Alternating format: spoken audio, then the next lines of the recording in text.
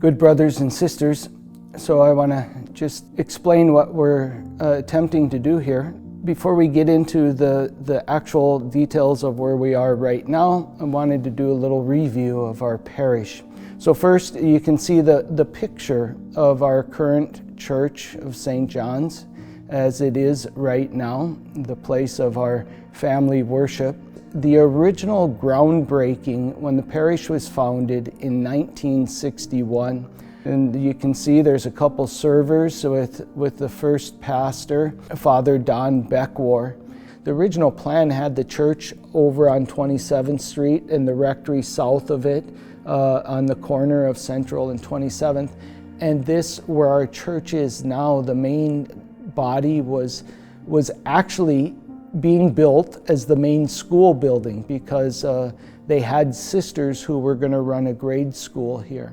Well, as they started building, it was found out that the sisters were not going to be here to do the school.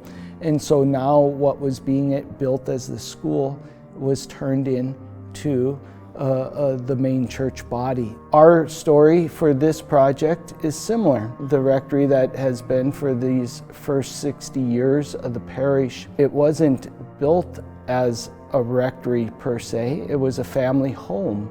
And one of our parishioners who was building it generously allowed the church to use it as a rectory at the request of the bishop. Here it's not a huge house. It's sufficient, certainly if it's one priest there, but to have seminarians for the summer or other priests living, it's small, the space does not allow privacy. We did look at renovating our current rectory, but there isn't adequate space there according to the guidelines that the diocese gives us. Each priest is supposed to have a certain amount of space for their personal space, and our current rectory doesn't do that.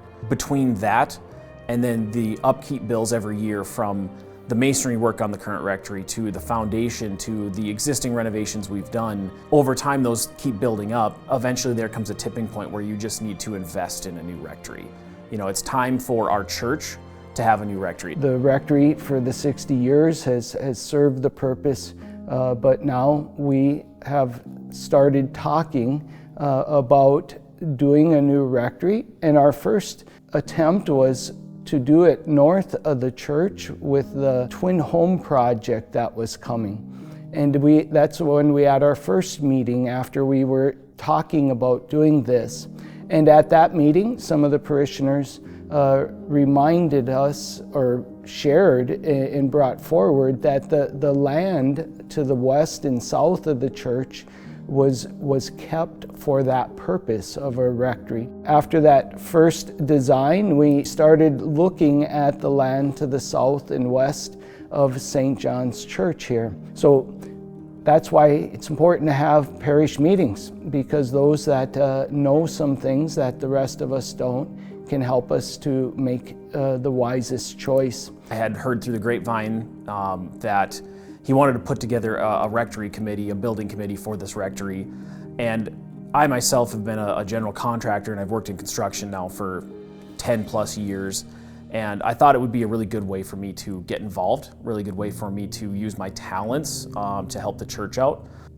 I believe that's how a lot of the other members came to be on the committee as well. Either Father sought them out or they sought Father out to be on the committee, but we all bring something to the table. You know, we have a gentleman who's worked in civil, we have multiple people who worked in construction, we have multiple gals that are on the committee with us that are picking out the finishes and the furnishings and the flooring and all the things that guys aren't great at doing. And they're helping out in that way as well. As part of the rectory committee, I feel very blessed to be included with this group of people.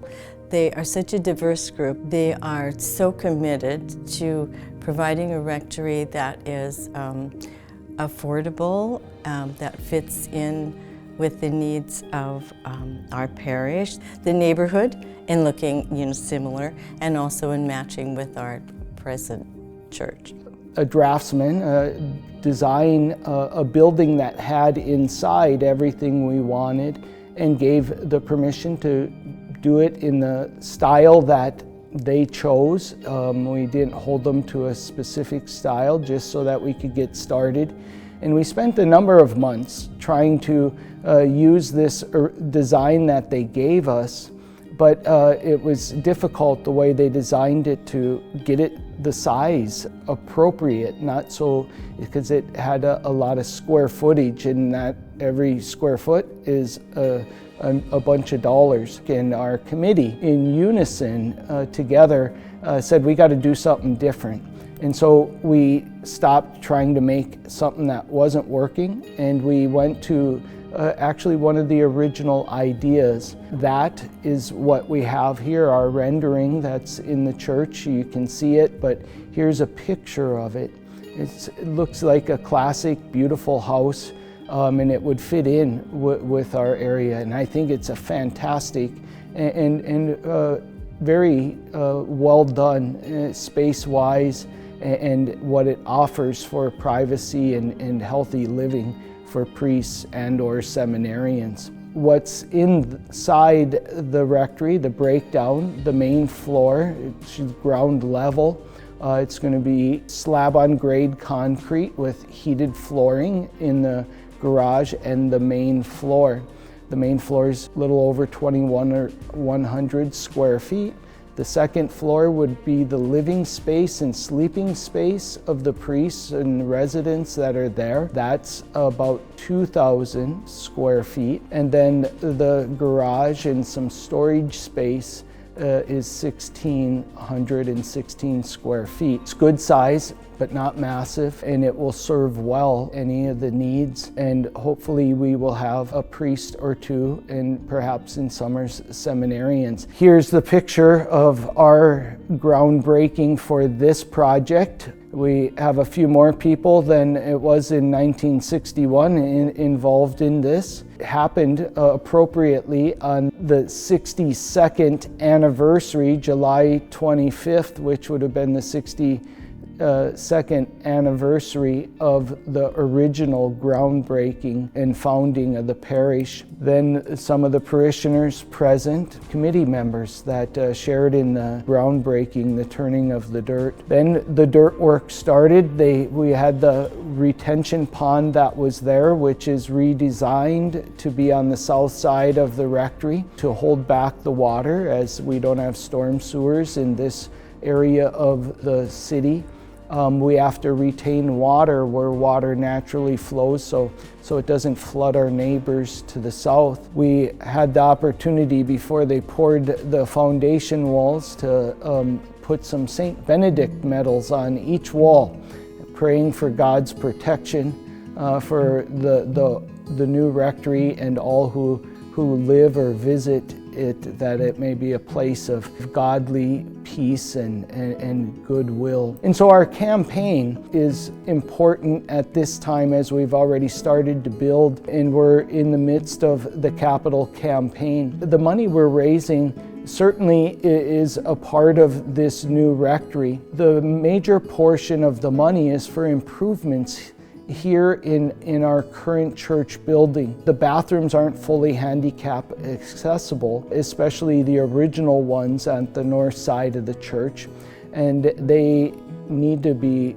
renovated and insulated because it's really cold in the wintertime and it's fairly warm in the summertime, and it's been there for over 60 years, so it would be nice to update that. We want to update our technology and our security with our new religious ed programs, whole family catechesis and the catechesis of the Good Shepherd. It requires some investment in stuff to be able to do that well. And then also to have some operating reserves, so we're not simply squeezing by month to month, and if, like when COVID hit, where we didn't have collections, we still needed to pay the bills. So I know it's nice to have extra, or not, we trust God, but if we're able to raise some funds to have a small amount ready at hand for any unplanned event, we would be able to do that without having to do another campaign. So here's a layout of the capital campaign, where the monies are going and where they're coming from. The funds received from an estate gift and the sale of the current rectory provide all but $900,000 of the total campaign. A small group of parishioners have made donations to provide matching funds of $450,000. That leaves about $450,000 to be raised by the remainder of the parish. We did send out pledge cards and invites to invest in this project, and so yeah, it's a huge deal. Even if one can't give a lot, if one can give $20, or a family can give $20 every month for 3 years, that would be a significant gift and a significant help. And so I want to really encourage everyone to participate, however much you're able to, and trust that God will reward you. So please, if you received a card and you haven't filled it out yet, please do that. If you lost it, we have plenty of them available at the church.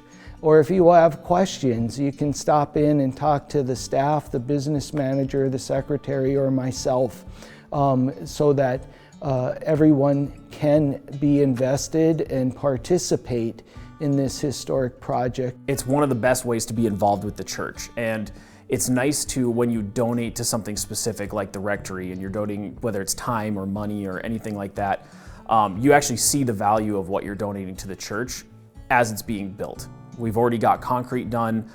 They're working on a few other things right now, and then they're going to be starting framing soon. And so you can actually see where your investment is going. You can see, you know, I'm helping in a way to construct this rectory, and I'm adding to the church. It's been such a privilege and blessing that I've been assigned here to St. John's the entire time that I've been a deacon. But I can't tell you the amount of time, especially as a young deacon, that I would receive a phone call at home and something like this would come up. Chuck, could you come to the hospital right away? I don't think Mom, or I don't think Dad is gonna survive this tonight. We want them to be anointed before they die. And I would have to explain to them that only a priest in good standing with the diocese, in good standing with their diocese, if they're from another place, is allowed to do the anointing.